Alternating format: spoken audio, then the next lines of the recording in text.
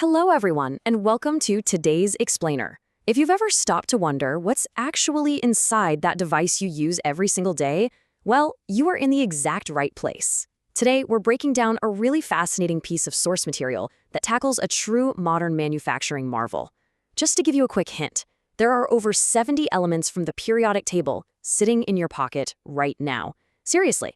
And we're going to map out exactly how they get there by exploring the intricate life cycle of mobile manufacturing. Okay, let's dive into this central question. How is a mobile phone made? Chances are you might literally be holding your phone in your hand right now, or maybe it's sitting right next to you on your desk. We interact with these sleek little pieces of tech for hours every single day, but we rarely stop to think about the incredible, multi-staged journey they go through just to reach our fingertips. Well, today we are answering that exact question. Here's our quick roadmap for today. First, we'll be exploring the manufacturing life cycle. Second, sourcing the mobile components.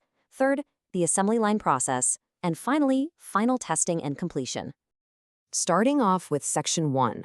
Exploring the manufacturing life cycle, understanding that journey from start to finish. So the crucial point is that a life cycle isn't just one single task, right? It's this overarching chronological journey in a multi-layered process required to create a mobile device.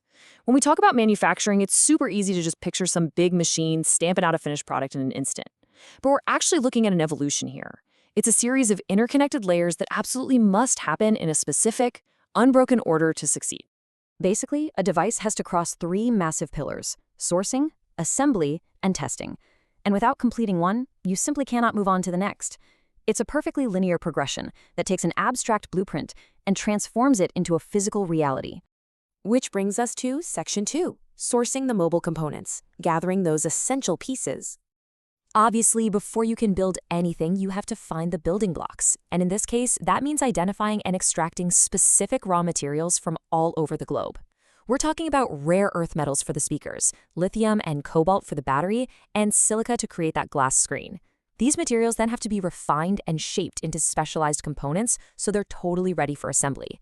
It is an incredibly vast logistical puzzle that's happening behind the scenes long before a factory line is ever turned on.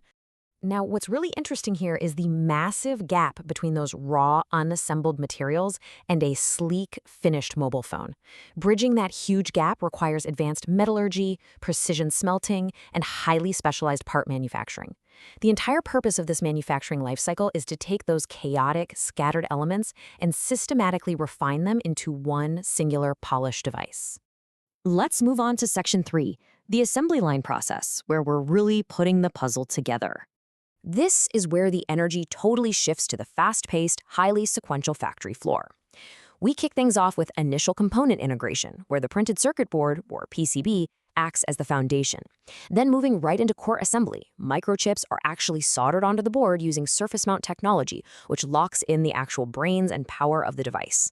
And finally, in the final structural build, modules like the battery and those complex multi-lens cameras are systematically locked right into place. The real magic here is the physical unification of all these components. Just think about the engineering required to bind that glass screen to the metal or plastic chassis. It relies on advanced industrial adhesives, which not only hold the phone together seamlessly, but actually provide critical waterproofing and dust resistance. It's exactly this process that takes a bunch of separate, unconnected parts and unifies them into the incredibly durable tool you recognize today. Down to our last segment, Section 4, final testing and completion. The absolute last hurdle of the life cycle. As our source material details, the life cycle is a complete loop, but assembly isn't actually the final step. The final testing phase is this intense battery of quality checks.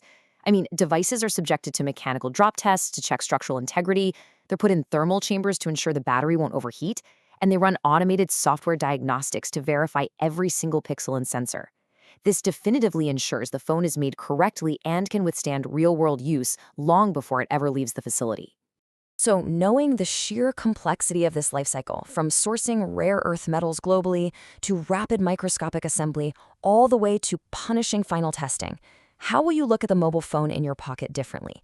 It's clearly not just a gadget. It is the culmination of a massive, meticulously structured global journey. Thank you so much for joining me to explore this fascinating process in today's Explainer. Keep observing, keep questioning, and I'll catch you next time.